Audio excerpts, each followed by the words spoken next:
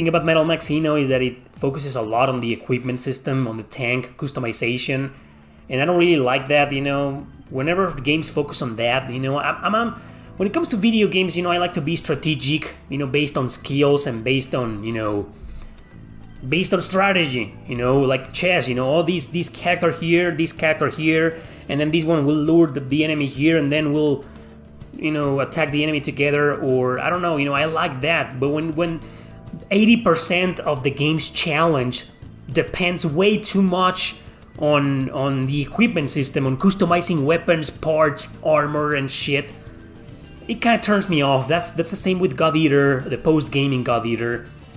Once you finish the first arc of God Eater 1, 2, or 3, and then you get to the post-game after the credits, it's like that. It's like you can't defeat anything unless you have a decent weapon or decent bullets or the right this or that.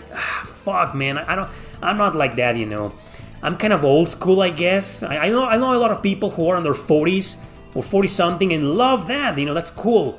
But I guess I became too much of an old school gamer who is more about, leveling up, planning things, knowing which spells to use or which magic attacks or buffs or debuffs, And I got used so much to the going to a new town, going to the new shop, and then you buy the newest weapon, or the best weapon for every single character, and the best armor, and the best accessory, and that's it. And nowadays, it's like they want to complicate everything. They want to make it so convoluted, like Tales of Arise, for example.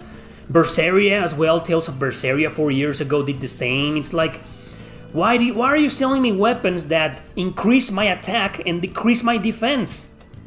Oh, okay, so do you have one that doesn't do any of that, that increases both? No. Oh, I have this one that increases attack and defense, but decreases resistance, and what's the point? What's the point of getting these weapons with penalties, or this armor? I don't like that. And on top of it all, going back to the equipment system in games like Metal Max Xeno, it's a little bit different. They don't do that. Everything new you buy to your tank or to your characters, it kind of increases something and doesn't decrease anything. But my point is that you're still getting this convoluted system where you need to have the right weapon for the right boss. And Metal Max Xeno Reborn is a brutally hard game. At least it was extremely hard for me.